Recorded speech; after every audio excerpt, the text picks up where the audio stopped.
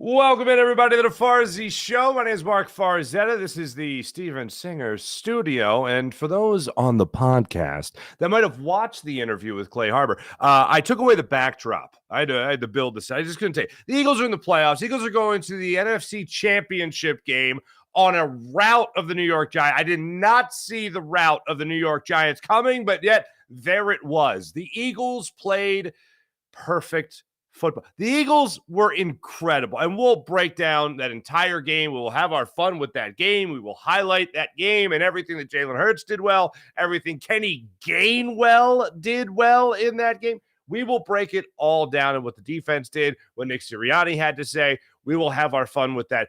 But I got to confess something, because it's amazing that this actually happened.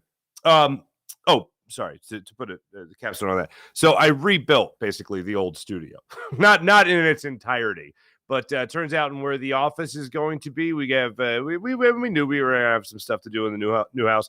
So I didn't want to just keep going with just the banner. I wanted to give you guys, the old feel, I guess. But here's what I got. Watching that game last night between the Dallas Cowboys and the San Francisco 49ers, I can't believe that this is where I was during that game. I was at a place where, as the game went on, I wanted to see the Dallas Cowboys win. And I dare not say the R word, because I don't think I can root for the Dallas Cowboys.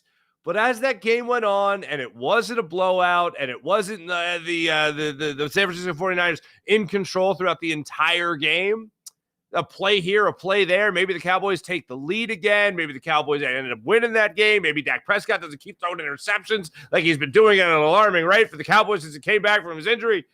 If that doesn't happen, maybe the Cowboys win that game.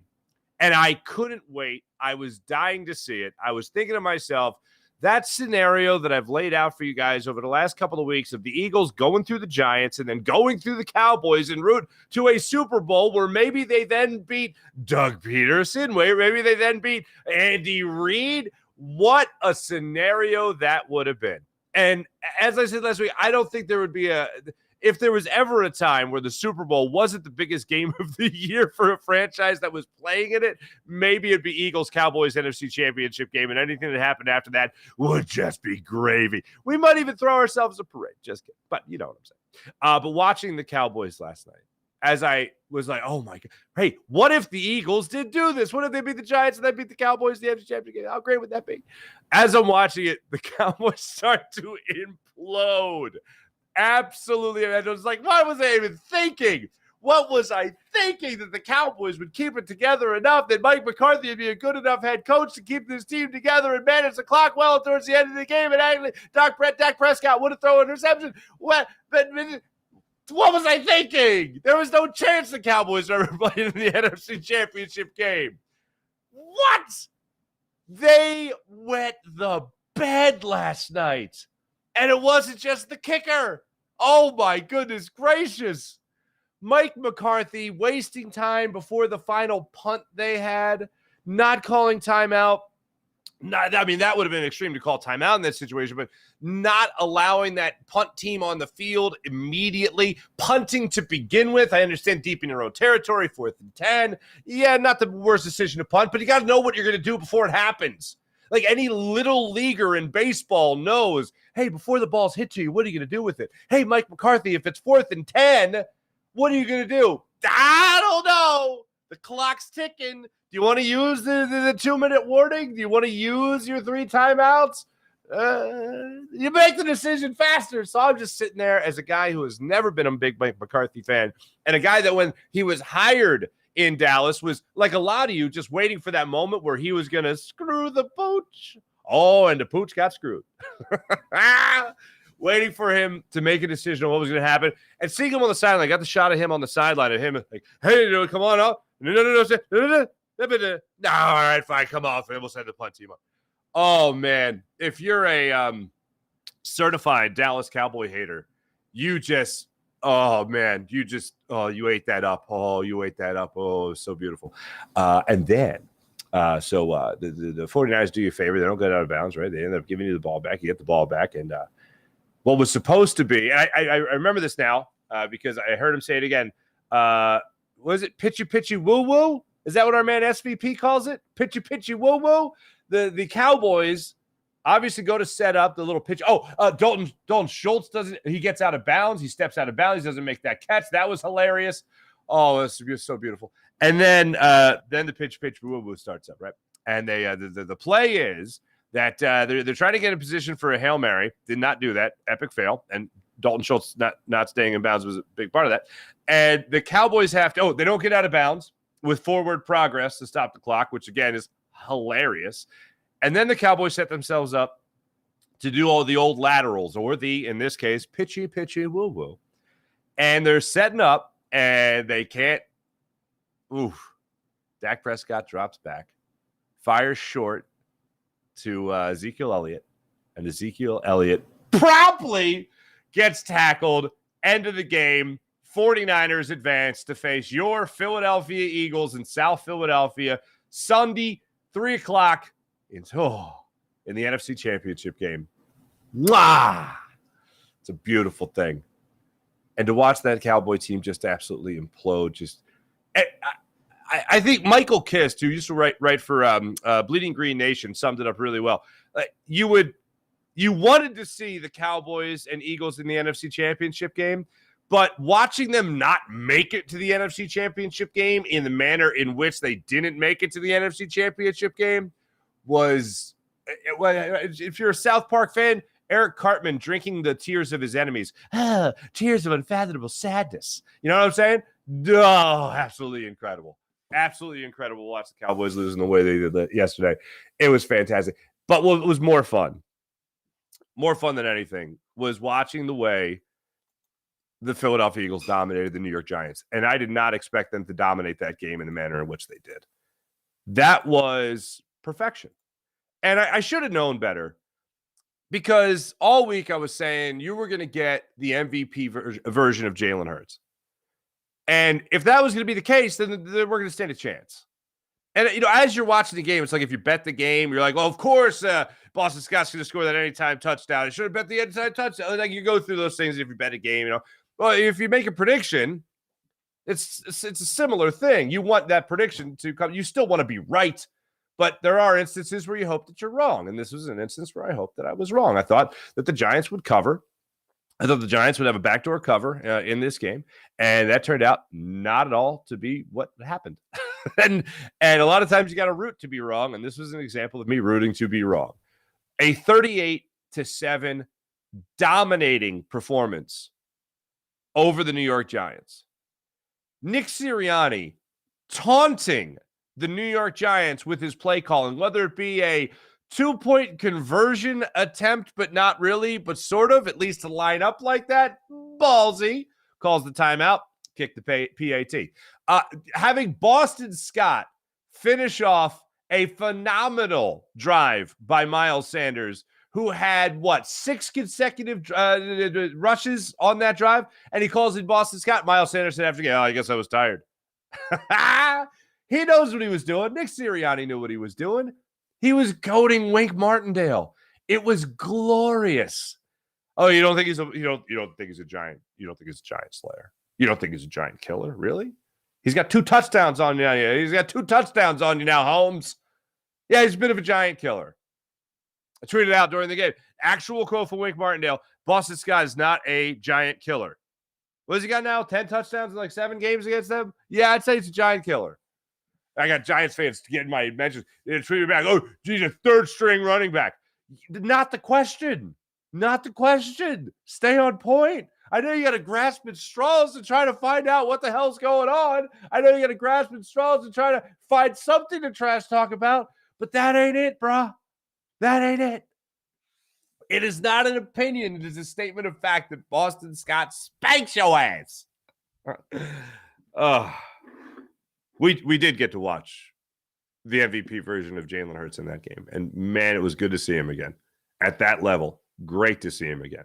And it started with that beautiful pass he had to Devontae Smith. Devontae Smith running across the field deep. Jalen Hurts drops back and just a pillow. Just throws a pillow in the arms of Devontae Smith, who reels it in for the catch. Then later in the drive, you get a great catch from Dallas Goedert. He gets you a touchdown. You get everybody pretty much involved. A.J. Brown dealing with something in the game. Saw him on the sideline sulking a little bit because I think it was a little bit of a hip injury he had going on there. But overall, this was just a dominant performance. And it felt like the Eagles could have done whatever they damn well pleased in this game. And to see the game plan, to see the execution of that game plan, it makes you feel like this team is next to unstoppable. And I know what the San Francisco 49ers bring to the table. I've watched them all year, watched guys that have helped that defense be the best in the NFL, points, yards, everything that they do well. The sack leader in the NFL in Nick Bosa and what he brings to the table. Nick Bosa has Jalen Hurts in his book twice from a meeting they had in the second game of the season last year. If you remember that, you went out there to Atlanta. You dominated last year to kick off the season. You came home to open up Lincoln Financial Field for the 2022 season, or excuse me, 2021 season. And Nick Bosa and the San Francisco 49ers helped ruin a lot of that, unfortunately, bringing down Jalen Hurts twice in a low-scoring game, like 17-11. It was not, it was a defensive battle, of course. But this will be an opportunity for the Eagles to get a little bit of revenge on that game, and I'm sure they're not even thinking about that. I'm sure what they're thinking about is making it to the Super Bowl. And when you talk about as great a defense as San Francisco and what they bring to the table, they're stacked. They're great. But this offense is so unbelievably dynamic. And really what it should come down to is who's the better quarterback. And I give all the credit in the world to Brock Purdy. And I thought maybe last night was the night that it was going to strike midnight for Brock Purdy and all that. And it's a great story and everything. But, man, in that fourth quarter, he was on point. Kyle Shanahan calling that passing play to get a first down against the Cowboys, to keep the clock going, get that first down. The pair of balls on Kyle Shanahan. Good for you. And Brock Purdy to deliver that ball on a rope to get that completion. Yeah, hey, look, he's been showing us stuff all season long. Want to see how he does against this Eagles defense? I want to see how Jalen Hurts does against that defense of the San Francisco 49ers. But, man, it is pick your poison. And if it's pick your poison, I'm going to go down. It's not going to go down to who's the better running back. It's not going to go down to Christian McCaffrey versus Miles Sanders.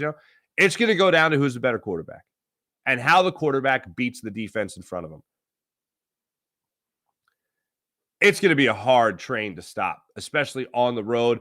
Eagles open up at a 1.5 favorite. Now it's up to 2.5 point favorite of the Philadelphia Eagles. I think that's going to keep trending in that direction as the week goes on. But if Miles Sanders, if Dallas Goedert, Devontae Smith, A.J. Brown, all these guys who, by the way, stack up at Dallas Goedert with George Kittle. You can talk about A.J. Brown. You can talk about Brandon Ayuk. Like, there is they are solid offensive weapons on both sides of the ball. The most dynamic, I think, goes without question. You talk about Christian McCaffrey. But, man, you got to talk about the switch that makes it go. Brock Purdy has been the switch that has made it go for the San Francisco 49er offense since he has been in there. He's done a phenomenal job. But when you look at Jalen Hurts, that's a better switch. That's a better switch, looking at talent and distributing the talent just as good as what you got on the other side of the ball. I give the tip of the cap to Christian McCaffrey, where credit where credit's due. Acknowledge that fact. But when it comes to the guy that's really going to be the MVP of that game, it's going to be Jalen Hurts. And if that's the case, the Eagles are headed to the Super Bowl. My early prediction on this game is the Eagles are a 24-20 winner in the NFC Championship game. My way too early Monday morning prediction, but that's my gut feeling on it. Anything that any good defense can do against this offense, as I've said all season long, has no one identity. They don't have, they're a great running team, but just when you think they're a great running team, bang, they come around the next week and they're a great passing team. And then they find that great balance. And then they find A.J. Brown to ride. Then they find Devontae Smith to ride. Then they find Miles Sanders to ride. Then in this game against the Giants, they find Kenny Gainwell to ride. I mean, come on. Oh, if offense isn't getting it going, guess what? Defense is going to shut you down. You could say a lot of the same thing about the Eagles that you could say about the San Francisco 49ers. So I think it's going to come down to who's the better quarterback. I think it goes without question that is Jalen Hurts. And I can't wait to see how it plays out on Sunday. Championship Sunday, Eagles back involved in it after an incredible season. And Jalen Hurts, of course, with his first playoff win in his back pocket. Here's how I really knew that the Eagles were just going to dominate in this game. And it really was that incredible catch that Dallas Goedert had, one-handed, reeled it in for the touchdown. That, to me, that was like, okay, they got this. Like, there's certain things you can look at early in the game where like, oh, okay, today they're going to get the bounces. You can rest assured today they are going to get the bounces. And that was, I don't know if you call it a bounce, maybe a bobble, maybe a little tip. That's what, like George Kittle catching the pass that he caught last night. He kind of knew that San Francisco was going to seal the deal, and they did. On that drive, as a matter of fact, sealed the deal. But I was amazed with a bunch of things in that game. One, I wanted to see Jalen Hurts get to that level. He was at that level. Give him all the credit in the world. And, man, did Nick Sirianni had high praise of his quarterback after the game. The other thing I was watching, as I told you going into the weekend, Lane Johnson and how he was going to perform in this game. He was great. I was shocked Wink Martindale didn't challenge him more. You saw a couple of opportunities. I'm watching the game, and you saw some bull rushes. I then flip over. I see Lane Johnson on the post-game show on Jacob Media. And right out of the gate, Mikey Miss is asking him about, of course, the injury, as he should. And Lane Johnson was like, as the game went on, my confidence built, and I felt like I was better and better as the game went on. And, yeah, they threw some bull rushes at him, and that's what Lane Johnson acknowledged while answering the question as well. He withstood it, and he got better as the game went on. The adrenaline's pumping. He was making plays. Very rarely did I even see a tight end out on his side. I don't know if that's to help him. I don't know if that was just to run routes. I saw Dallas Goedert line up on that side of the football along with Lane Johnson. He went out on routes. He didn't stay in to help him block, and I was watching for that. It was all Lane. It was Lane Island, if you will. And he was handling his business just as we have seen him do each and every game for his entire career here in Philadelphia, the all-pro right tackle. You love to see it. You want to keep seeing it. And it is insane, absolutely insane, that the Eagles are now on the doorstep of their second Super Bowl. Second Super Bowl. Well, I should say second Super Bowl and just say they're going to win champ. Oh, what the hell? I'll get ahead of myself. But the fact that the Eagles could look at this as, what would this be now? Their fourth Super Bowl appearance? 80? Oof.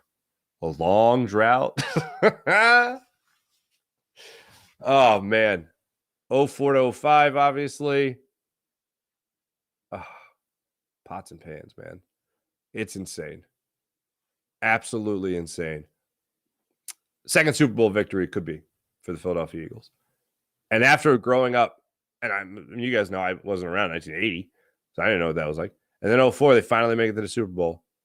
And I remember I remember Harold Carmichael coming to my school when I was in 7th or 8th grade and speaking about, the 1980 Super Bowl. I think, wow, the Eagles actually made it. That's insane. That's in the history books and all that stuff. And they finally made it in 04, 05 with T.O.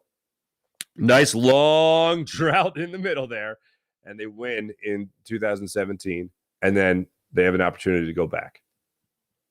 They were also maybe one Alshon Jeffrey catch away with Nick Foles in the second year, the following year, and making it to at least another NFC Championship game. Whoo, baby. What a time. What a time. That much this soon. Another thing that I really enjoyed about this game in particular was really how everybody seemed to be on the same page throughout the entire game. Everybody seemed to be on the same page throughout the entire game, no matter who it was.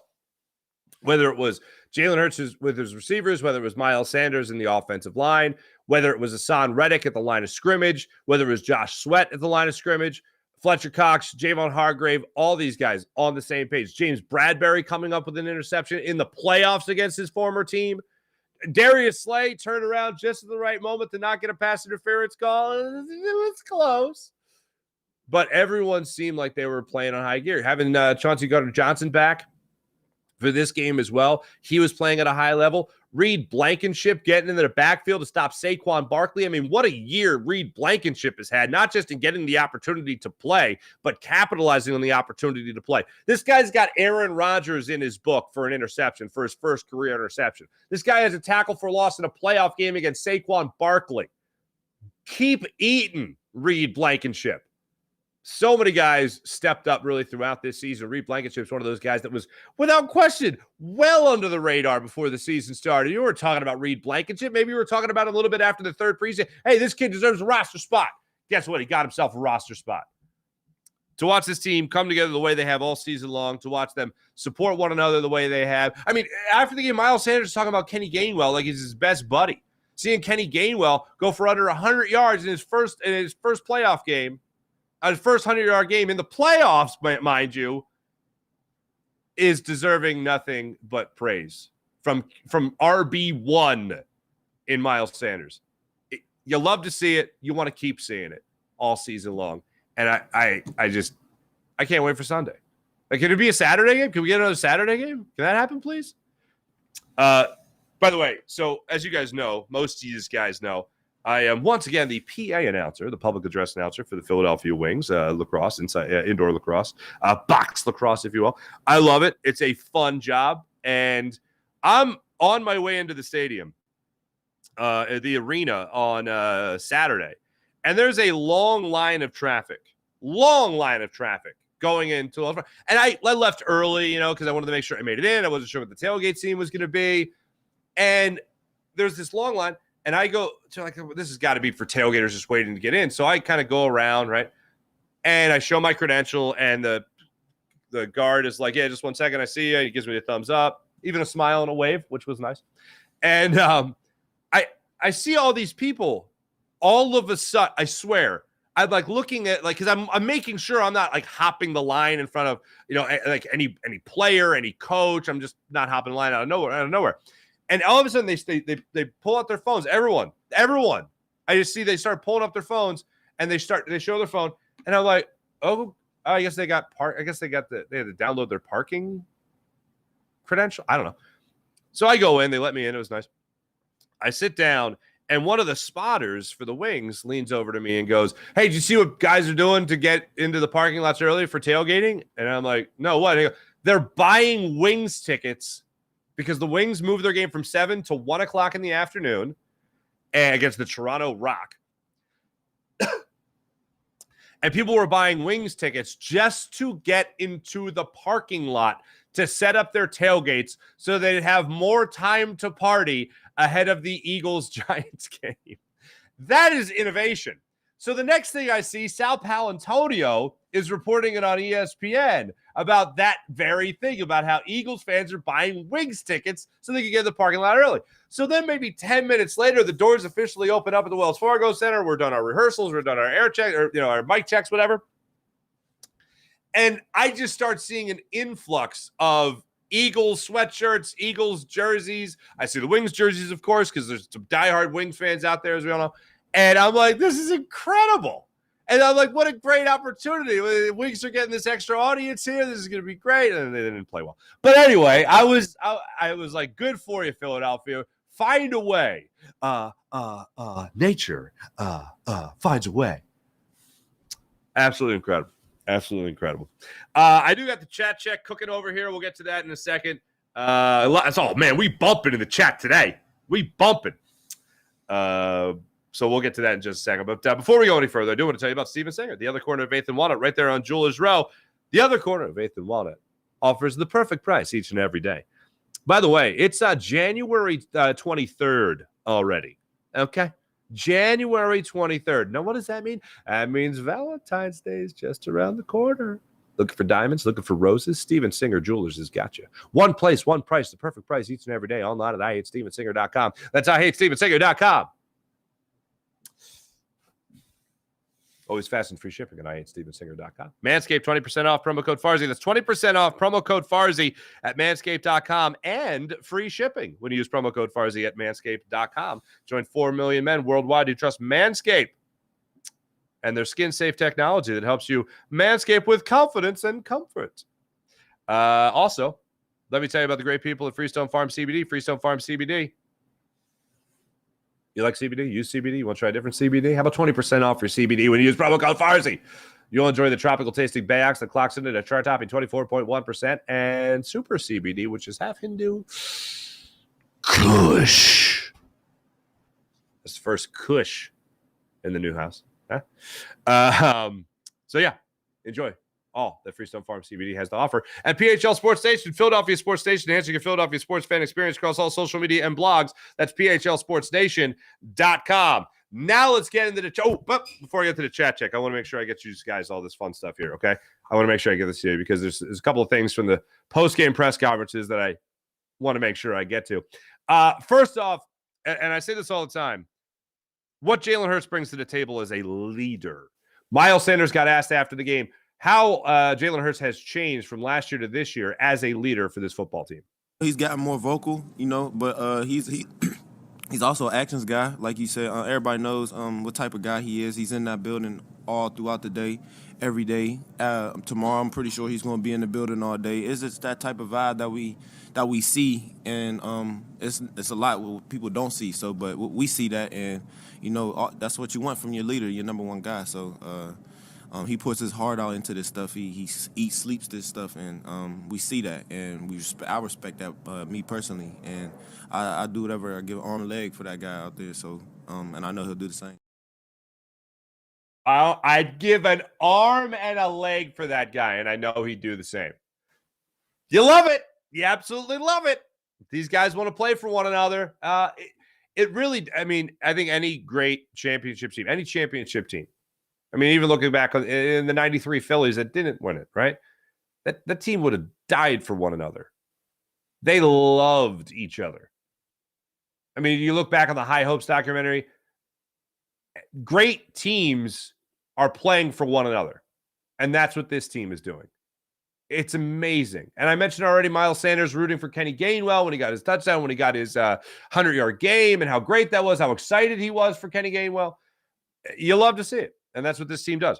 Jalen Hurts also addressed the media, as one would assume. And yes, I will get to Nick Sirianni's comments after the game as well about his quarterback, because not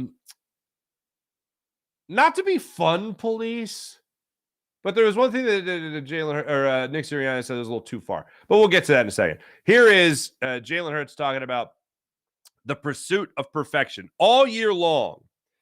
And even when the Eagles were undefeated, they were talking about this, not necessarily the record being the pursuit of perfection, but always believing that your best game, maybe even that perfect game, is out there. Maybe you can chase that unicorn that is the perfect football game. We went out, we played the perfect game.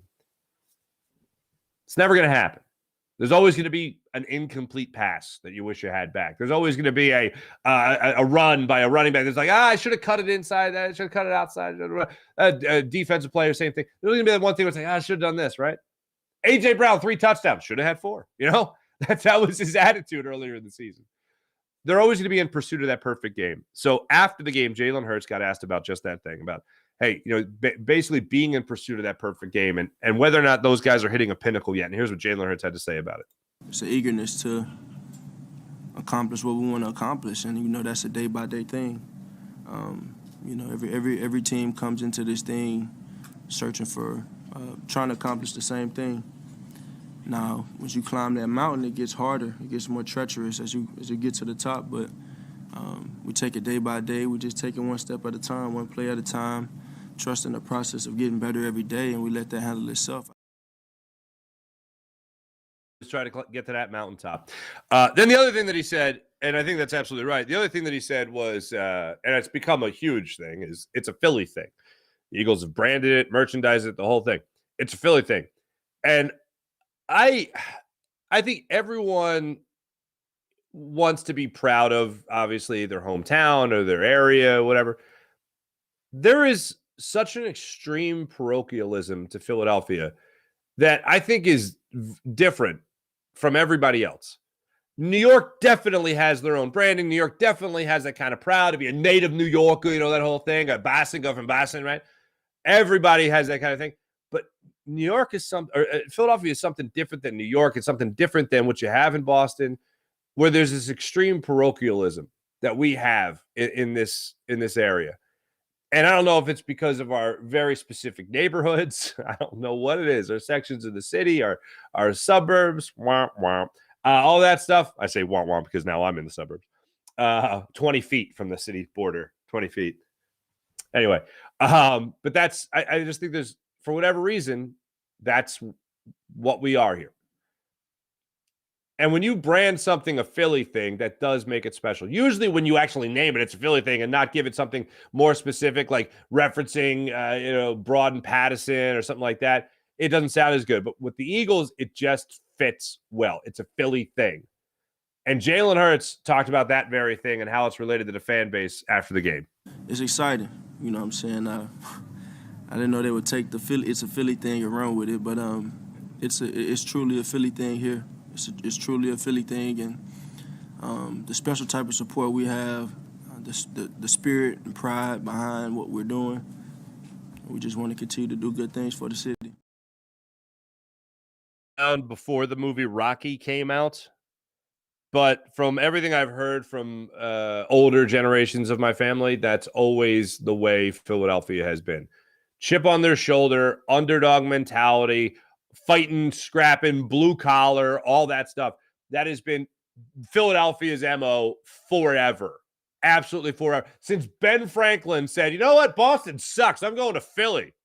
And he showed up with I think the story is like 2 loaves of bread and dirty laundry.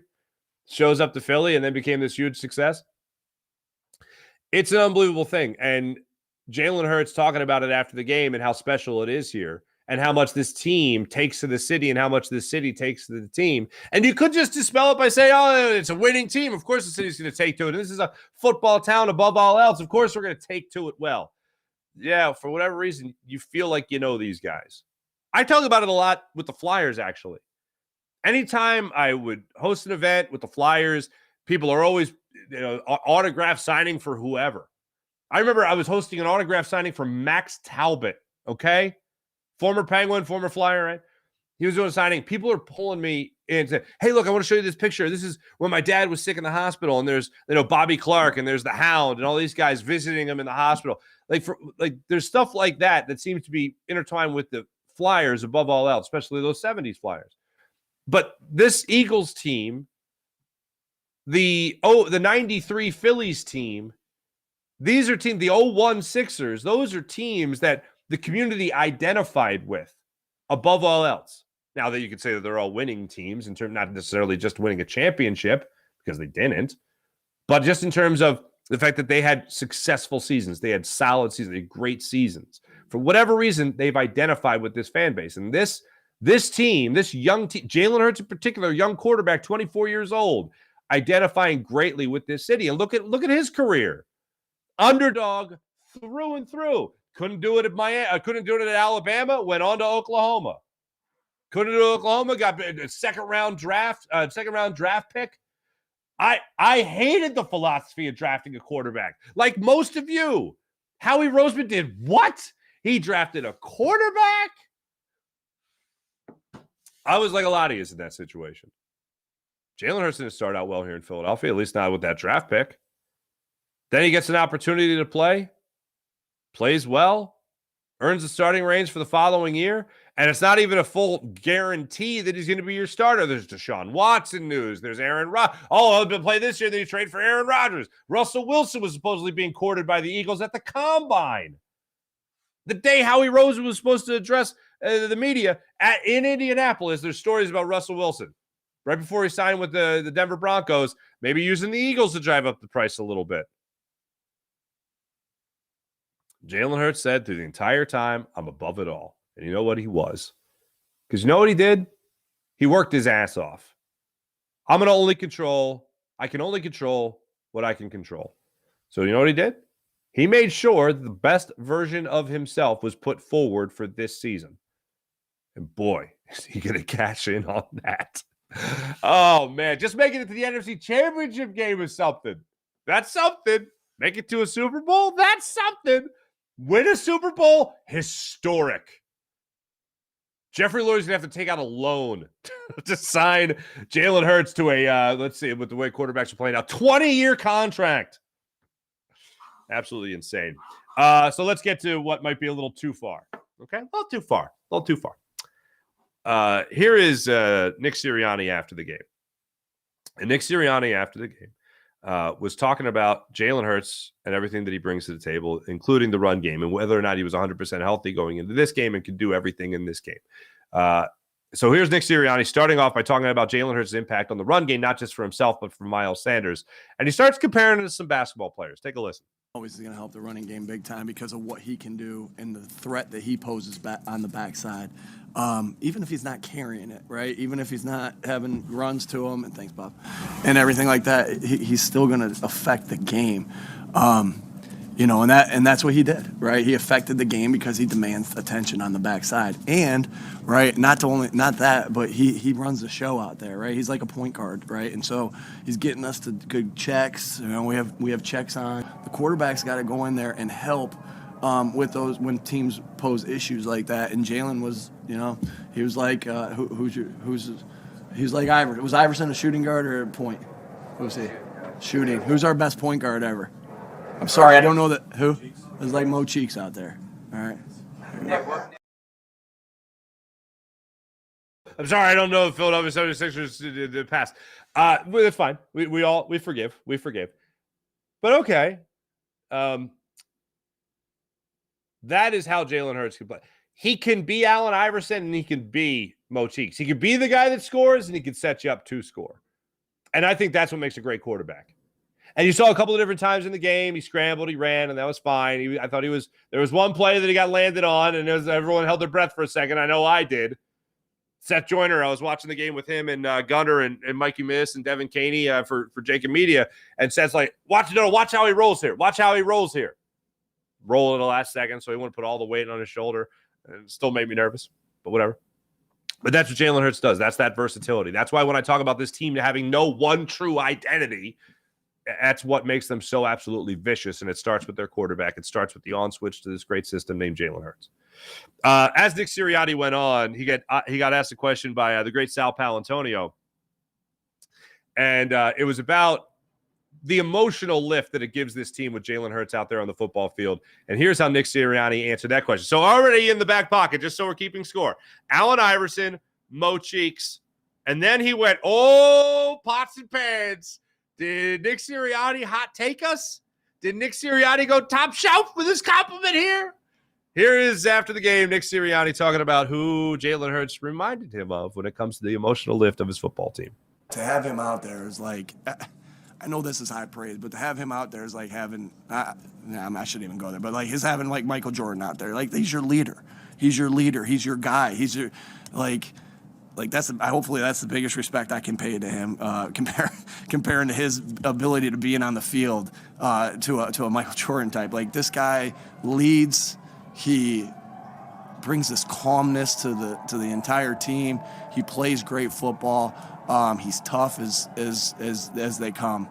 Yeah, I mean, to me, there ain't nobody has played any better football than him this year.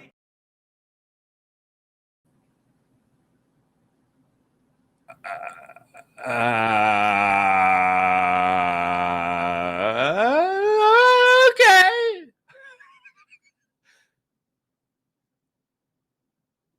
So that's like something back in the day when I used to take calls. That's like something a caller would say. He's like Michael Jordan. Maybe a little too much too soon. If you're the San Francisco 49ers, there's no way you're not seeing that. There's no way you're not hearing that. And you know what? Fine. I don't care, because I think Jalen Hurts can elevate his team to win this game on Sunday. I think Jalen Hurts is going to be playing in a Super Bowl in 3 weeks. I think we're going to watch our team in the Super Bowl in 3 weeks. And I think Nick Sirianni thinks the same thing. There might be a little much going. Here's where it took me. Peter Laviolette, Claude Giroux, the greatest player in the world. Claude Giroux, maybe in that moment, after he went after Sidney Crosby and all that, in that series, he was playing like the great in that given moment. But man, that is something that we never got over. The greatest player. That's what you do when you have the greatest player in. I remember Peter Laviolette when he said so. I remember Peter that's what you do when you have the greatest player in the world. Remember that? Sirianni just did that. And guess what? The Flyers didn't win a cup after that. Just spoiler alert in case you didn't remember, in case you don't remember that history. I love the confidence in him. Love the confidence. I got all the confidence in the world in Jalen Hurts. But to go Jordan? I wonder if what did Jalen Hurts say after that? I look forward to the press conference this week. So, Jalen, here's what you are. You're, according to Nick Sirianni, you're a superhero whose body heals faster than the average man. And you could beat me in one-on-one. You could beat me in the free throws. You could beat me in a three-point contest.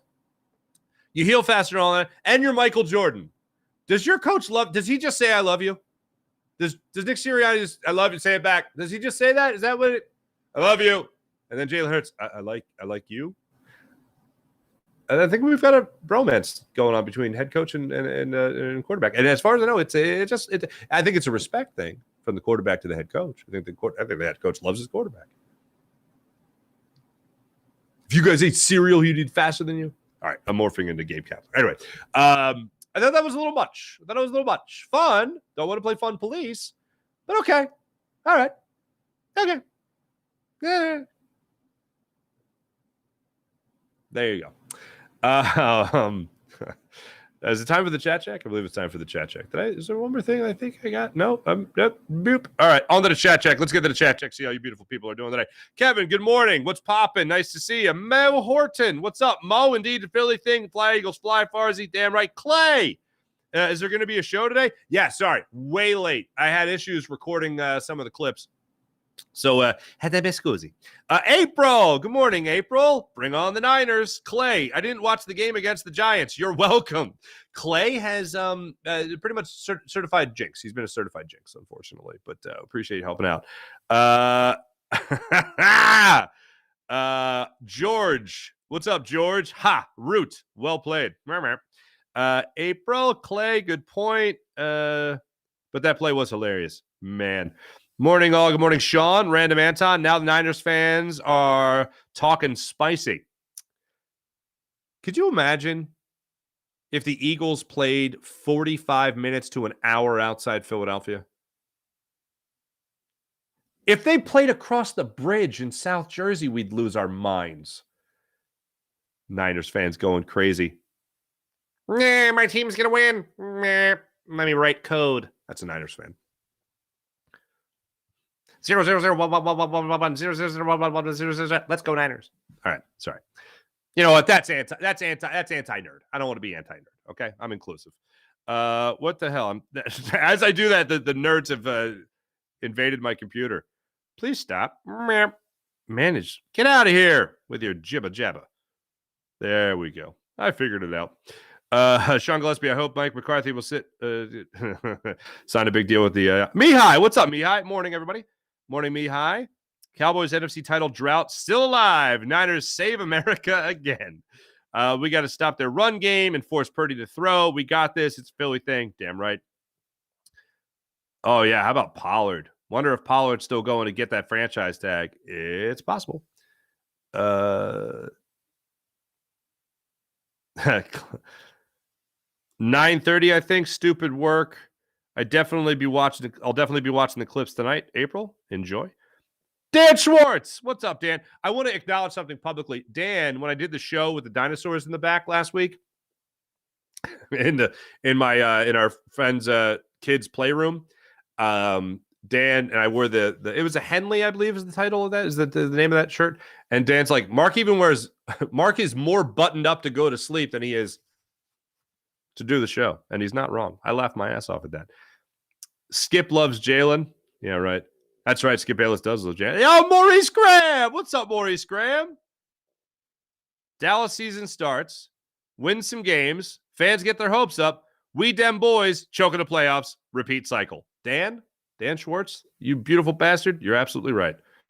Best two defenses and running teams in the NFC, AFC teams are carried by elite quarterbacks. Elite fire. Maurice, you're right.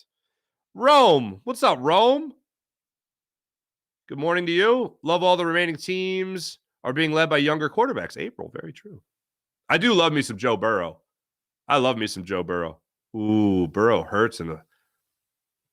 I know Hurts and Mahomes would be incredible, but I do love me some Joe Burrow. Something to get extent. What? What's happening? Clay, I still think Croc Purdy Croc Turdy is overrated. Random Anton Purdy is fine. Yeah, man, people are popping today. Hey, so if it comes down to the better QB, does this mean if we make it to the Super Bowl, we lose to Patrick Mahomes or Joe Burrow? No. It does not mean that, because the Eagles have the better defense, far and away the better defense. So you have the San Francisco 49ers defense and the Eagles defense is two of the best in the NFL. So for there, you're going to go with the quarterback, aren't you? Your defense can help you win a game against Patrick Mahomes. San Francisco also, their defense can help you win, even though they only have Brock Purdy as their starting quarterback. But when it's that close, when the teams are that close, I'm looking at the quarterback. I don't think it's close. Yeah, you might have a better quarterback. You do have a better quarterback when you talk about Patrick Mahomes, but the teams aren't that close. So I'm not just going to default to the quarterback. When it comes to teams being close, like the Niners and the Eagles are, that's where I'll default to the quarterback. Lane was obviously hurt, but he manned up. Random, he absolutely did. Eagles underrated going into, and as far as if they face the Bengals, the Eagles are going to win that game. And again, it comes down to their defense just being that much better. And the fact that you can get to Burrow. You absolutely can get to Burrow. Eagles underrated. Fourth Super Bowl. It is their fourth Super Bowl. You're right. How did the Bengals team lose? Anybody? I didn't read one for Mike D. What's up, Mike D? Any sports, any esport, Northeast Sports saying we're building dynasties now. You damn right. Master plan. Mike D, I had the same thought. Hey, Micah, it's the system. Either way, Micah Parsons is sitting on his sofa for the rest of the playoffs going, I wonder if it's the scheme or it's the quarterback. Anyway. Mike Fuji, what's up, Fuji? Ray Fitzgerald. You saw me on Sports Zone last night, did you? I love those guys, man. Love those guys. Pat Gallen and Don Bell. Absolutely love those guys. Don and I were talking back and forth. I was telling him about the wallpaper in the new house that I got to remove. I sent him a couple pictures. Dear God. Anyway, thanks, everybody. Burmy777, what's up? Thanks for joining the show. All right, appreciate everyone in the chat. You guys are great, as per usual. Morning Rush brought to you by Sky Motorcars. Sixers are awesome. That's your Morning Rush. I got to go doing Fox today, ladies and gentlemen. Thanks for watching. Thanks for listening. Go Birds, NFC East Championship Sunday. Can't wait to talk to you guys again tomorrow about it. Even more, break it down a little bit further as well. Jim Hyden produced the program, did a wonderful job as per usual. This is Buzz Sports Entertainment Production. My name is Mark Farzetta. Hey, bonus me today on Fox 29. Have a great day, everybody. Talk to you tomorrow. See ya.